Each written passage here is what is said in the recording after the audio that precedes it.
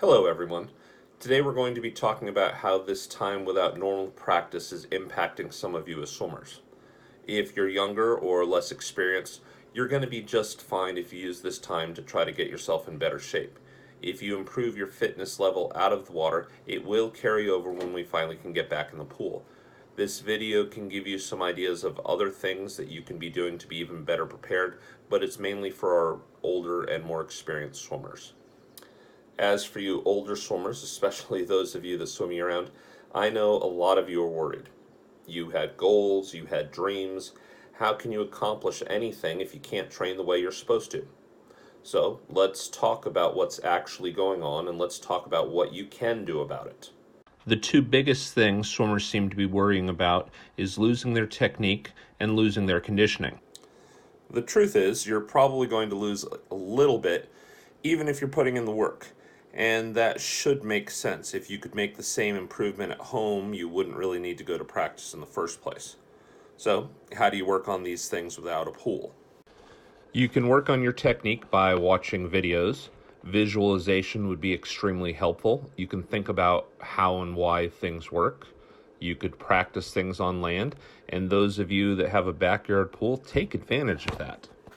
As far as getting more conditioning, well, this is a no-brainer. Get more exercise, but try to make sure you're getting race level intensity in some of your workouts. Going on an hour-long bike ride is good, but that doesn't have a lot of similarities to any swim races you'll be doing when you get back to a meet. You'll get a lot more benefit from doing several repetitions of aggressive running or biking. Something that might resemble a set from your swim practice. Some of you could probably have your conditioning better than ever by the time you get back in the water. It might take a little longer for your technique to feel normal again, but there's nothing to worry about. Those of you that have been swimming year-round for a while should know this. Think about the kids on the team that only swim during the summer. They could be out of the water for 8 months and they're back to normal in just a few weeks. You need to try to think about your technique and conditioning, but there are a lot of other things you can be working on before we get back to normal practices. The area where some of you can improve the most is in your strength and power. This would include push-ups. It would also be pull-ups, ab work, and leg strength. Even our best swimmers usually have a lot of room to improve when it comes to their strength. Let's use Sarah here as an example. Sarah is a two-time state champion. She holds a state record, an SAAA record, and several team records. Sarah is one of the fastest breaststrokers our team has ever produced. But despite her speed, Sarah still has some weaknesses. The biggest of these is that Sarah can't jump very well.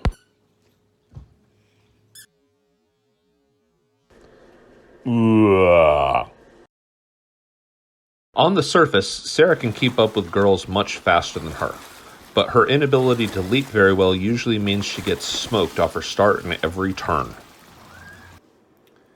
Your overall strength affects more than just your starts and turns. It also plays a major role in your surface speed. Strength is directly related to your ability to apply force on the water. This is Newton's third law for you physics fans out there. You may have heard this as for every action there's an equal and opposite reaction. Well, your hands and feet push on the water pushes back on you, and that's what moves you forward. So the stronger you are, the more force you can apply, and the more it's going to help you swim fast. Another area where some of you can make a lot of improvement is in your flexibility. Let's pick on another breaststroker for a moment. This is Coach Claire. She is one of the fastest breaststrokers in the state. Claire also set an SAAA record and some team records, but Claire doesn't have very good flexibility in her legs. Claire's leg muscles are so tight that she can't bend over to touch her toes. This decreases her range of motion on her breaststroke kick. Watch how close Claire's heels are able to get to her butt before she starts every kick.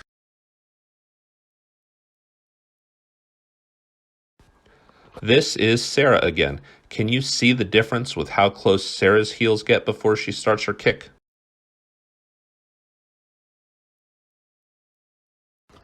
Sarah is able to get her heels all the way up to her butt. Claire does a good job, but it's not as high as Sarah. Here we can see a side-by-side comparison. Because Sarah has more flexibility in her legs, she's able to recover her feet further before she starts each kick. This gives Sarah a longer range of motion and the ability to move more water with every kick. Flexibility helps in a lot of ways. It increases your range of motion, allowing you to pull or kick more water. It contributes to your power and overall strength. Flexible muscles are stronger. And it also reduces your risk for being injured. What if Sarah put in the work to be able to jump just a few inches higher? How much better could her starts be? How much better could her turns be? What if Claire put in the work to be just a little bit more flexible? If she could push just a little bit more water with every kick, how much faster could she be on the surface? It's almost scary to think about. But that's what all of you should be thinking about. The lack of normal practices doesn't need to be a problem. You're only going to have problems if you lack the vision to see this golden opportunity in front of you. This is huge.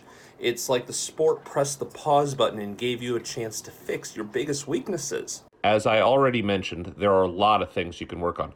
We just talked about strength and flexibility. Next would be your eating habits. If you're somebody that could be eating better, try to make some changes before you get back to normal practice. And if you're still consuming the same amount of calories you were before practice stopped, make some adjustments. Next would be breath control. Yes, it is possible to work on your breath control without being in the pool. Just make sure you're careful.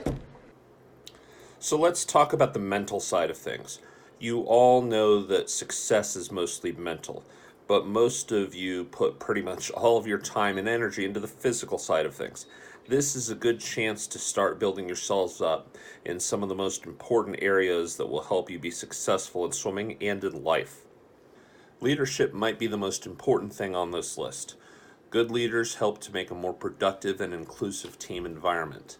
They help others to be their best.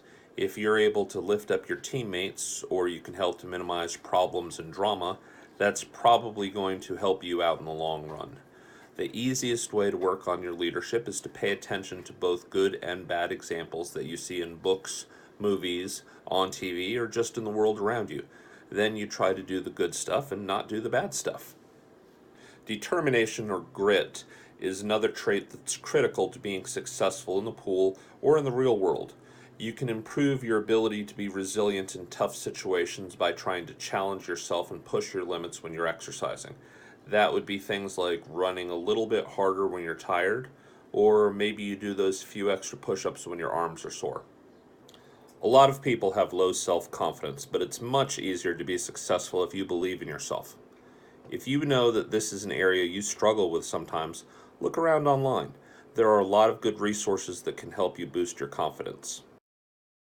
Focus, or concentration, is a skill you can improve with practice, just like your strength or breath control.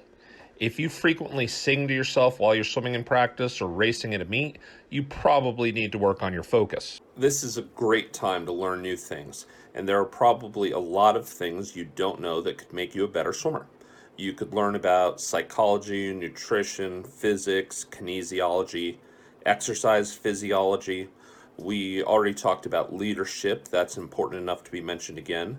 You could learn more about our training methodology. You could read the USA Swimming Rulebook or watch officiating videos. You could watch races of your best events from NCAAs or one of the last few Olympics. There are a lot of different ways to get smarter, and it doesn't even have to be about swimming. Go learn how to cook a new food. Learn some words in different language, or go watch a documentary on giraffes.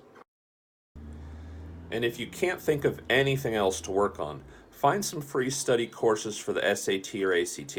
You could even start doing this in middle school. Great test scores will be very helpful whether you're hoping to swim in college or not. Here's the thing. Many of you know that you have some weaknesses. In some cases you've known for years, but you never bothered to fix them. Maybe there just wasn't time. Well, now is your chance. Don't try to tell yourself that you'll wait till you get back in the water. If you didn't fix things while you were swimming before, you're not going to do it when you finally get back in. So you can sit around and worry and feel sorry for yourself and pout about how you don't get to train the way you want to. Or you can look for whales. Have the right mindset. Recognize this opportunity. Every one of you can put in the work to be better, or in some cases, much better than you've ever been. Train yourselves to jump higher, to be more flexible, to be able to do more push-ups. Make yourselves mentally stronger and smarter.